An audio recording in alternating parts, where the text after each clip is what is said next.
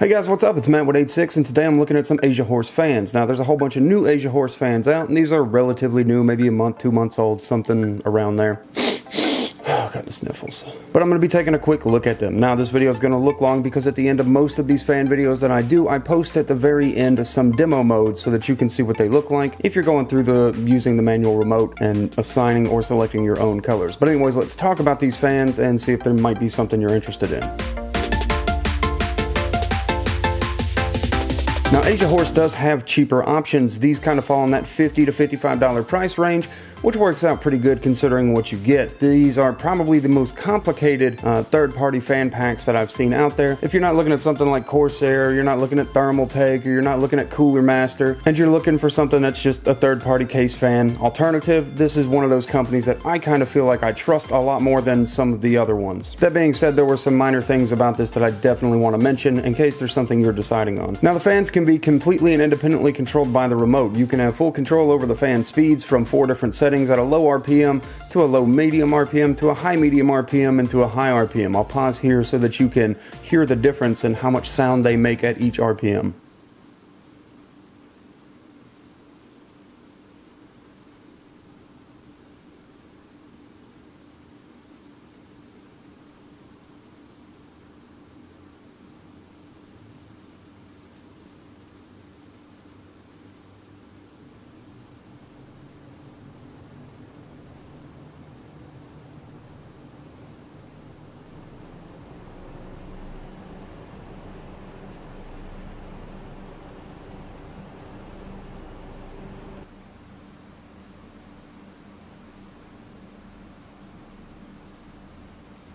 But if you decide not to go with using the manual remote control to decide how hard you want them to push air, they also are PWM compatible via the hub. The hub plugs into a PWM header and can control the fans that way based on motherboard thermal. And as I mentioned earlier at the end of this video, I'm going to be showing you, but there are tons of different modes for these fans. Tons of different modes, including an uncountable number level steps of speeds for the RGB lights.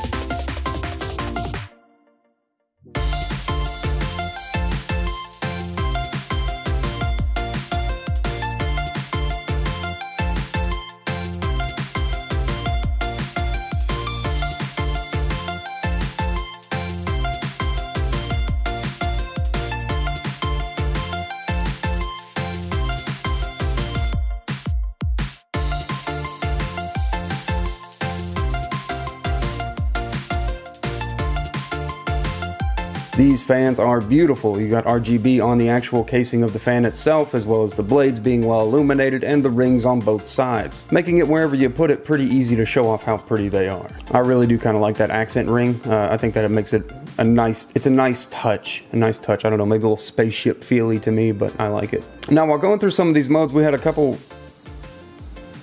That's the cat, she just came in. Now, while going through some of these modes, we had a couple small issues. Every once in a while, it would appear that a quarter ring of the lights were just dead. They just stopped working, they were non-functional. So I'd see the full modes going through, but unlike fan 4 here in this shot, you'll notice that there's kind of this dead spot. And I thought, whoa, wow, maybe the RGB lights inside of it just malfunctioned. Maybe it's not supposed to happen like that.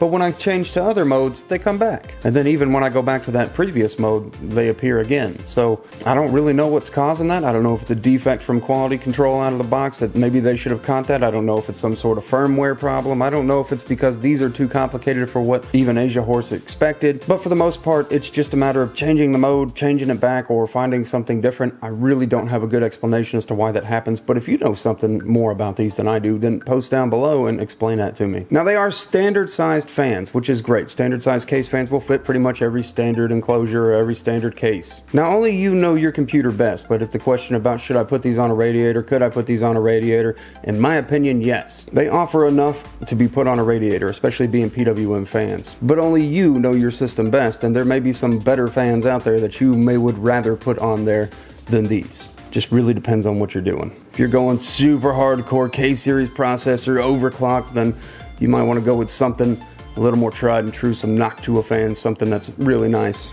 The remote is a little bit different from other fan remotes that I've used in the past. Even just looking at it, and there's still buttons on it I don't understand even with the manual. Just make sure you keep that manual so you can reference it for certain modes. Look, I've seen a lot of fans that come out with kind of maybe like 8 to 10 modes and not that much going on for it, or a limited number of lights inside of it. These are really nice because they have over 20 lights inside of them, making it a really fluid thing, especially if you go with lower speeds. You don't have to worry about really choppiness. Now, as you get really slow in it, yes, you do, but it would be like, you know, Antex fans, I think in the past that I looked at, you had 3 speed modes, and if you were using 1 or 2, it was really choppy looking and unusable. You might as well have been using the 3rd mode all the time. On this one, you've got a good range of speeds you can go through before it looks too choppy and unusably bad. Anyways, guys, if you have any questions about them, be sure and post them down below. I'll be sure and try and get back with you and answer them for you. You guys have a great day, night, whatever it is. I'll see you in the next video that I do.